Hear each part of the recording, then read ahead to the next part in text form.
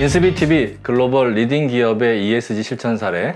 오늘은 네 번째 시간, 순환 비즈니스 모델의 원형을 제시한 선구자 인터페이스에 대한 이야기를 하겠습니다.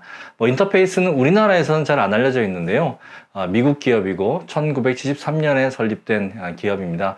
보통 그 상업 빌딩용, 우리 왜 그 업무용 빌딩의 카펫, 이 옆에 사진을 보시면 저 밑에 바닥에 깔려 있는 저 카펫을 만드는 기업이고, 저런 카펫을 만드는 기업 중에서는 세계 1위의 기업입니다. 특히 이제 인터페이스에서 설명드릴 부분이 이 비즈니스의 전환이라고 하는 부분인데요. 이 지속가능 경영과 ESG 실행 단계를 우리 ESG 교양 시간에 말씀을 드렸는데, 이 지속가능 경영과 ESG 실행 단계가 처음에 인식 단계, 진단 후 개선 단계, 전환 선언 단계, 내재화 단계, 혁신 단계, 재생 재건 단계로 이렇게 말씀을 드렸는데, 바로 이제 인터페이스의 사례는 이 전환 선언부터 굉장히 드라마틱한 그런 모습을 보여주고 있어서 오늘 참고가 될 만할 것 같습니다. 지속가능 경영, 특히 환경 경영의 선구자 3인이 있는데요. 우리 지속가능 경영을 하시는 분들, 또 ESG에 관심이 있으신 분들은 이 세 분을 꼭 알아보셨으면 좋겠습니다. 가장 이제 그 지속가능 경영, 환경 경영의 선구자로 잘 알려진 분은 영국의 더 바디샵의 어니타 로닉 이라고 하는 창업자가 있죠.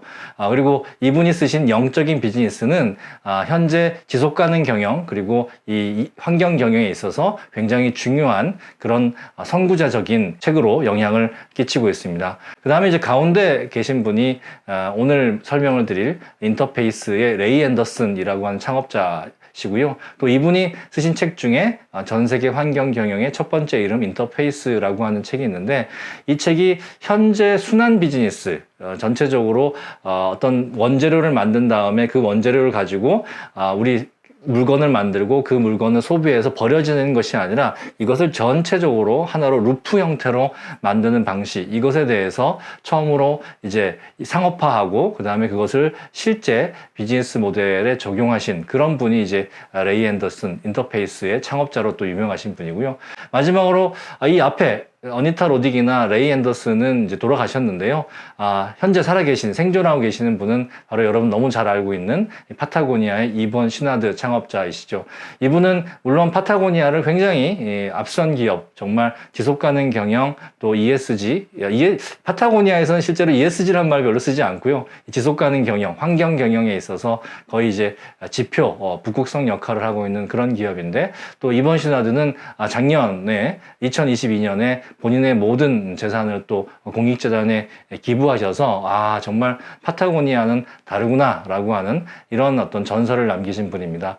어쨌거나 이 어니타 로딕, 레이 앤더슨, 이본 시나드가 쓰신 책들을 좀 읽어보시면 지속가능 경영을 근본적으로 어떻게 해야 되겠구나 라고 하는 아주 깊은 철학적 그런 어떤 배움을 아실 수 있습니다.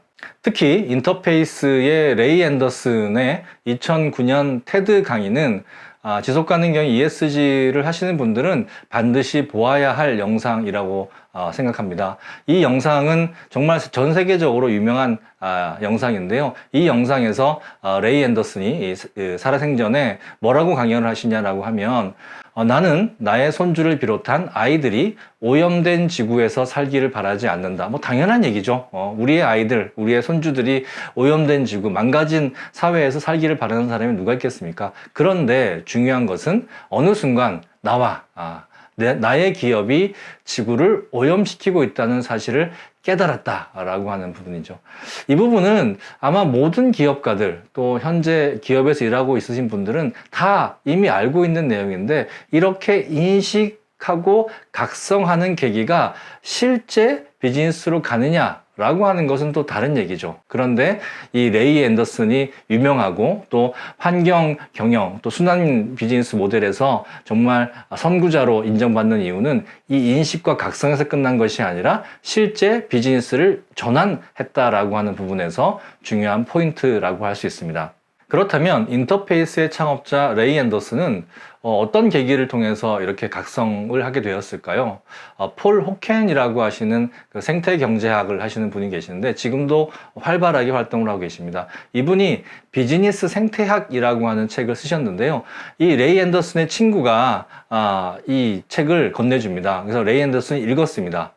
이 책의 내용이 뭐냐면 우리가 이 지구의 자원을, 한정된 지구의 자원을 갉아먹으면서, 즉, 지구를, 망가뜨려 가면서 우리가 비즈니스를 하고 있다. 그런데 지구를 살려가면서, 지구의 부족한 자원과, 환경들을 살려가면서 할 수 있는 비즈니스의 방법도 있다라고 하는 것을 주장을 했던 거죠. 그동안 레이 앤더슨은 그냥 땅 속에서 나는 석유를 가지고, 그것을 가지고 나일론을 만든 다음에, 나일론을 가지고 카펫을 만들어서 그것이 또 버려지면 태우고, 땅에 묻고 이것이 너무나 자연스럽게 생각을 했었는데 이 비즈니스 생태학에서 폴 호켄은 그렇지 않다. 그것은 지구를 망가뜨리는 것이고 이 지구를 망가뜨리면 어떻게 당신의 후손들이 결국 이 망가진 피해를 입을 것이다 라고 하는 책이 이 비즈니스 생태학이거든요. 그래서 이 책을 읽고 이 레이 앤더슨이 인터페이스가 지구에게 해를 끼치는 기업이 아니라 이익을 주는 회복형 기업이 되도록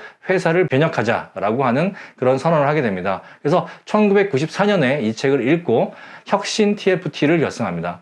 그리고 이 혁신 TFT에 막강한 권한과 자원을 부여합니다. 우리나라에서도 ESG가 지난 2, 3년 동안 많이 유행하면서 회사 내부에 뭐 ESG 위원회도 만들고 ESG 팀도 만들었는데요. 실제 저희가 이제 기업들을 만나보면 과연 이렇게 새로 만들어진 ESG 팀에 얼마나 많은 인력과 그 다음에 자원이 주어지느냐라고 보면 별로 그렇게 만족할 만한 것 같지 않아요. 그냥 뭐 좀 지속 가능 보고서 만들고 외부에 커뮤니케이션하고 조그만 뭐 봉사활동이나 캠페인 정도 하는 거지 전체적인 회사의 비즈니스를 변화시킬 수 있는, 전환시킬 수 있는 권한과 자원은 주지 않는 것 같습니다. 그런데 이 레이 앤더슨은 그렇게 했다는 거죠. 그리고 나서 프로젝트 이 팀에서 TF팀에서 전사적인 전환 프로젝트를 시작합니다. 그 이름이 바로 이 미션 제로라고 하는 것입니다. 미션 제로는요, 지금 기준에서 봤어도 굉장히 파격적이고 원대한 꿈을 제시하고 있습니다. 이게 1994년이니까 벌써 거의 30년쯤 된 이런 일이죠. 뭐라고 얘기했냐면, 우리는 2020년 벌써 지났죠?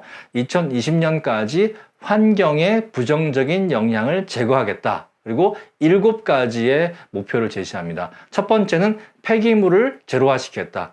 그동안은 우리가 카펫을 만들면서 엄청나게 많은 폐기물을 만들어냈는데 이 폐기물들을 다시 자원화시켜서 순환시켜서 폐기물을 제로화하겠다. 두 번째는 독성 문제를 제로화하겠다. 나일론과 그다음에 화학물질이니까 얼마나 그동안 이 독성 문제가 많았겠어요. 그 독성 문제를 해결하고 또 천연 재료들을 첨가함으로 인해서 우리가 고객들에게 독성 문제가 없는 그런 제품을 제시하겠다. 그리고 재생 에너지로 전환하겠다. 세 번째가 그래서 뭐 태양광뿐만 아니라 회사 내 공장에서 카펫을 만들면서 일어나는 여러 가지 어떤 이런 것들을 순환시키고 또 회사에서 쓴 물 자체를 또 재생하고 이런 식으로 해서 우리한테 자원이 들어오면 에너지든 자원이 들어오든지 간에 그것을 전부 다시 공장에서 사용할 수 있도록, 그래서 공장에 들어온 것이 쓰레기로 나가는 일이 없도록, 버려지는 것이 없도록, 그래서 재생 에너지를 또 전환하겠다 이렇게 되어 있고요. 그래서 그것을 통해서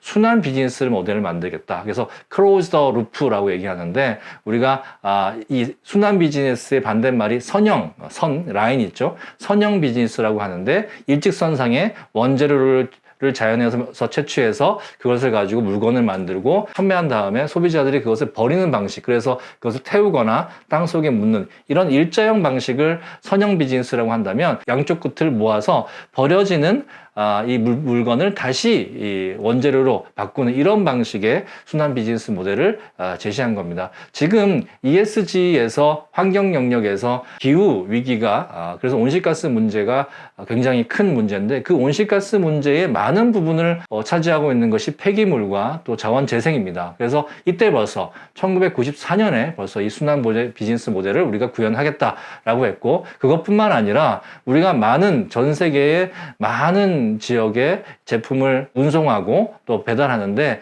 이런 것에 있어서 효율적인 운송을 하고, 그리고 그 당시에는 뭐 전기차가 나오지 않았으니까 연료를 아껴서 우리가 가능한 이 석유를 아끼는, 그래서 온실가스 배출을 줄이는 이런 형식의 효율적 운송을 하겠다라고 했고요. 그리고 이제 이해관계자 참여와 협력, 이제 원어로 얘기한다라고 하면 보다 더 이해관계자들에게 민감하겠다라고 해서 우리 고객들이나 투자자나 또는 임직원들이나 또 협력회사, 이런 사람들이 우리의 지금 앞에 얘기했던 이런 어떤 새로운 전환에 같이 참여하고 협력하게 하겠다. 그러나 뭐 반대하는 사람들이 있다라고 하면 그것을 또 설득하고 이렇게 해 나가겠다. 그래서 전반적으로 우리가 그냥 몇 가지 사소한 문제들을 개선하는 것이 아니라 비즈니스 전체를 재설계하겠다. 이렇게 지금 7가지 목표를 내세웠습니다. 대표적으로 그렇게 해서 바뀐 것이 에버그린 리즈라고 하는 모델인데요. 1995년, 이게 미션 제로가 1994년 런칭되고 나서 1995년에 바로 판매 모델에서 임대 관리 모델로 전환합니다. 예전에는 이 인터페이스가 카펫을 팔면 그냥 그걸로 끝났거든요. 그런데 끝나게 되면 이 카펫을 고객들이 어떻게 버리는지, 어떻게 수리하는지 잘 알 수가 없잖아요. 그러니까 이 순환 비즈니스를 만들기가 어려운 거죠. 그래서 인터페이스는 순환 비즈니스를 만들기 위해서는 우리가 고객들이 설치한 카펫을 다시 회수해야 되는데 그 회수하는 것이 쉽지 않다. 그러면 어떻게? 우리가 판매하는 모델에서 임대하는 모델을 바꾸자라고 해서 임대 관리 모델로 전환합니다. 그런데 임대 관리 모델로 전환하려다 보니까 이것도 쉽지 않은 거죠. 왜냐하면 예전에는 다 통짜, 여러분 이제 뭐 카펫을 보면 커다란 카펫이 한 장으로 깔려 있는 경우가 있고, 지금 사진에 보듯이 네모 반듯하게 규격화돼서 모듈로 깔려 있는 경우가 있는데, 이게 관리하고 임대하기 위해서는 커다란 통짜 모델로 가지고 가는 것보다는 오히려 회수하고 설치하고 관리하고 수리하기 위해서는 이 규격화된 모델로 하는 게 좋겠다라고 해서 단일형 카펫을 모듈형 규격 카펫을 바꾸고요. 그 다음에 단일 접합, 한 장으로 만들어진 모델이 아니라 뭔가 예를 들어서 오염된다거나 거기에 뭐 껌이 붙는다거나 아니면 거기가 탄다거나 이러면 그 부분만 딱 도려내서 고칠 수 있도록 그 다층 분리형 구조로, 그래서 한 장의 카펫으로 되었던 부분들을 다층 분리형 구조로 해서 수리도 굉장히 편리한, 이렇게 제품 자체를 혁신을 합니다. 그 다음에 이렇게 해서 판매 후 폐기되는 부분들이 아니라 임대 후 회수하고 원재료로 재생해서, 그리고 재생할 때는 이 그 카펫 자체가 복층 구조로 되어 있으니까 이것을 분리해서 원재료를 따로 이렇게 다 분리해서 할 수 있는 거죠. 이런 형태로 비즈니스 자체도 모델도 전환시키고 제품 자체도 혁신하는, 이렇게 되었습니다. 그래서 관리 수리하기가 더 편리해지니까 사용 연한도 연장이 되는 거죠. 예전에는 통짜로 되어 있으니까 그것이 어느 한 부분이 망가지면 고치기도 어렵고 또 뭐 다시 가지고 회수하기도 어려웠는데, 이렇게 분리형이 되니까 뭐 멀쩡한 부분들은 내비두고 망가진 부분들만 교체하는 이런 방식으로 이제 사용 연한을 늘린 거죠. 그래서 이런 것들이 중요한 이유가, 고객들이 처음에는 아니 문은 뭐 3번 깔면 끝나는 거지 뭘 그렇게 또 번거롭게 매달 임대료를 내고 뭐 수리하는 거에 대한 것들을 해야 됩니까? 라고 했는데, 이 인터페이스에서는 우리가 이런 미션 제로의 프로젝트를 하고 있고 이 미션 제로를 통해서 보다 더 지구를 살리는 비즈니스를 하고 싶습니다. 고객님들도 참여해 주십시오 라고 하는 동참을 이끌어냈다는 거죠. 그래서 인터페이스의 제품을 사용하는 기업들은 우리도 이 지구를 살리는데 이 카펫 하나를 쓰더라도 지구를 살리고 환경을 보호하는데 기여하고 있다라고 하는 그런 자부심을 갖게 함으로 인해서 인터페이스와 지속적인 관계를, 거래 관계를 발전시키는 그런 또 효과를 보게 됩니다. 그래서 판매 모델에서 임대 관리 모델로 전환됐는데, 이 모델을 그 이후에 많은 카펫 업체들이라든지 다른 업체들이 따라하기 시작을 한 거죠. 바로 선구자의 역할을 한 것입니다. 그리고 더 구체적으로 들어가면 재생재료 100%를 쓰기 시작했습니다. 그래서 회수한 제품, 또 버려진 플라스틱으로 제품을 생산하는데요.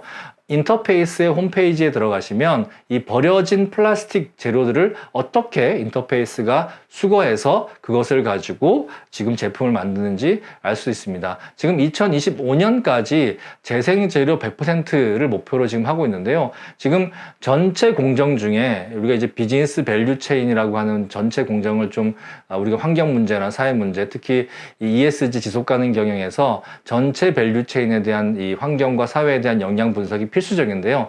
그 분석을 인터페이스에서 해봤더니까 우리 원재료를 만드는 단계에서 부정적 환경 영향이 45%나 거의 절반이죠. 일어나기 때문에 이것을 개선하지 않으면 환경 문제를 미션 제로를 달성할 수 없다라고 결론을 낸 거죠. 그래서 이 원재료를 우리가 보통 버진 머티리얼이라고 영어로 얘기하는데 버진 머티리얼이 아니라 리사이클 머티리얼을 하겠다라고 해서 재생재료 100% 사용을 목표로 하고 있고요. 그래서 임대에서 회수한 우리 제품, 타사의 회수 제품, 폐플라스틱, 그리고 뭐 자동차에 사용되는 여러 가지 필름, 여러분 뭐 자동차 유리에 보면 그 안에 깨지지 말라고 이제 플라스틱 필름이 들어가 있는데 그런 것들을 회수한다거나 또 폐기물들을 활용해서 재생재료 100% 하겠다. 그리고 이제 이것을 혼자 하는 것이 아니라 같이 하는, 그래서 재생재료 기업인 다른 기업들과 공동 연구하고 협업하고 투자해서 이렇게 하겠다라고 지금 얘기를 하고 있습니다. 재작년인 2021년에 이미 69%를 달성을 했고요. 곧 100%를 달성할 것 같습니다. 이 미션 제로 프로젝트 중에 또 신박한 하나의 또 별도의 프로젝트가 있는데 넷웍스라고 하는 프로젝트입니다.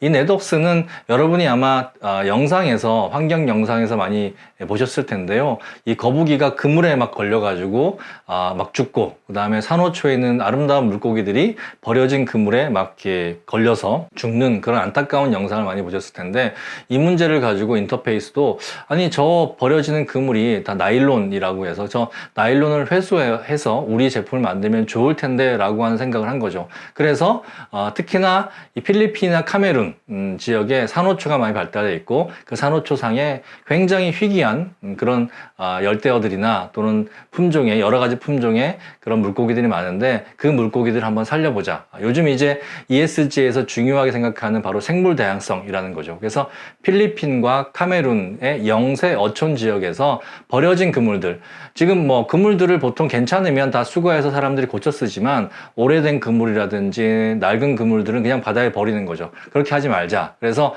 그 그물들을 거두어 오면 그것을 인터페이스가 사는 거죠. 그 인터페이스를 사오면 그걸 가지고 다시 인터페이스가 카펫을 만들어서 판매하는 이런 방식으로 지금 넷웍스를 하고 있습니다. 영세한 필리핀이나 카메룬 어촌 지역은 물고기만 잡아서 이걸 살 수 없었는데 이제 그동안 버려진 그물들을 그냥 바다에서 버리다가 그것을 다시 회수해서 그것을 인터페이스에서 파니까 그것을 공동기금으로, 마을 공동기금으로 모아서 아이들의 장학금을 쓴다든지 또는 여러 가지 마을 내에 복지시설을 짓는다든지 이런 어떤 그 일들을 하고 있는 거죠. 이런 일도 지금 하고 있다. 뭐 우리나라의 기업들도 충분히 할 수 있는 일이라고 저는 생각을 합니다. 미션 제로가 2020년에 이제 거의 이제 끝났죠. 끝나기 바로 전인 2016년에 클라이밋 테이크 100이라고 해서 미션 제로를 업그레이드 합니다. 왜 업그레이드 했을까요? 바로 2015년에 파리 기후 협약이 있었고 그 파리 기후 협약의 핵심이 바로 이 온실가스 탄소 중립이라고 하는 미션이 주어졌기 때문에 이 인터페이스는 기존에 있던 미션 제로를 업그레이드해서 클라이밋 테이크 100이라고 하는 프로젝트를 또 발표합니다. 네 가지에 대한 목표가 있는데요. 하나는 라이브 제로라고 해서 환경 영향을 제로하는 바로 미션 제로죠. 그 목표를 지속 발전시키자. 두 번째가 러브 카본이라고 해서 탄소를 적이 아닌 원료로 사용하자. 특히나 인터페이스는 나일론, 즉 석유화학 원료에서 이 원재료를 만들기 때문에 이제는 버려진 카본들, 공중에 떠다니는 카본들, 이런 것들을 이산화탄소를 흡수해서 그것을 가지고 원재료를 만드는 새로운 기술을 많이 개발하고 있습니다. 특히 탄소 포집 기술에 대해서 많은 투자를 하고 있는데요. 그 탄소 포집 기술을 활용해서 나일론을 만들고 그리고 그 나일론을 가지고 다시 카펫을 만드는 이런 실험들을 계속해 나가고 있습니다. 그 다음에 이제 산업 전체를 재생 방식으로 전환하자. 이 카펫을 만드는 산업, 나일론 산업 자체를 이 인터페이스와 같이 순환 모델로 만드는, 그래서 산업계 전체로 확산하고 우리만 이런 새로운 기술을 통해서 돈을 버는 것이 아니라 전체 나일론 산업계, 카펫 산업계가 변화하는 그런 확산 활동을 하자라고 하는 것이고, 그 다음에 마지막으로 네이처 쿨이라고 해가지고 생물권 기후 조절 능력을 지원하자. 그래서 아까 넷웍스에서 봤던 산호초를 살린다거나 그리고 바다에 버려진 그물들을 수거해서 그 안에서 발생하는 여러 가지 생물 생물 다양성들이 없어지는 문제들을 회복시키자, 이런 면에서, 그리고 숲도 회복시키자라고 해서 생물권 기후 조절 능력을 지원하고 그런 부분들에 대한 많은 투자를 또 하고 있습니다.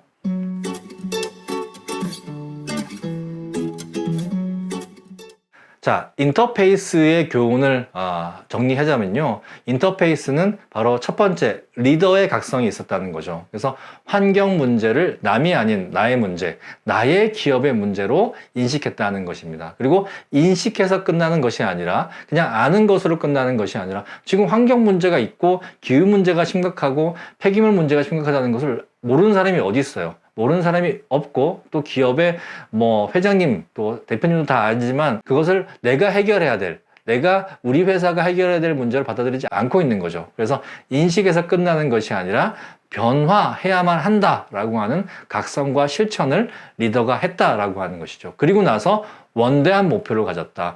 1994년에 미션 제로와 같은 목표를 감히 발표하는 회사가 없었습니다. 그런데 하기 쉬운 그런 부분을 조금 개선하는 것이 아니라 전체적인 혁신 추구, 앞으로 환경 문제가 점점 더 심각해질 텐데 이대로 우리가 환경을 망가뜨리는 방식으로 비즈니스를 하게 되면 우리가 더 이상 비즈니스를 할 수 없게 된다라고 하는 것을 이 선구자인 레이 앤더슨 깨달았던 거죠. 그래서 환경 문제를 해결하는 방식으로 우리가 비즈니스를 해야지만 앞으로 이 비즈니스의 지속 가능성이 계속될 것이다 라고 하는 그런 선견지명이 있었던 거죠. 그래서 남들이 하는 만큼 눈치를 보면서 따라가는 것이 아니라 원대한 목표를 먼저 제시했다는 것입니다. 그리고 나서 구체적으로 전면적으로 비즈니스 모델을 전환했다는 것이죠. 그래서 지금 방식으로 불가능하다면 그저 조금 그 태양광 패널, 발전 패널을 그냥 지붕 위에 단다거나 그냥 조금 그 공장 주변에 PET병 몇 개 주워가지고 그거 가지고 그냥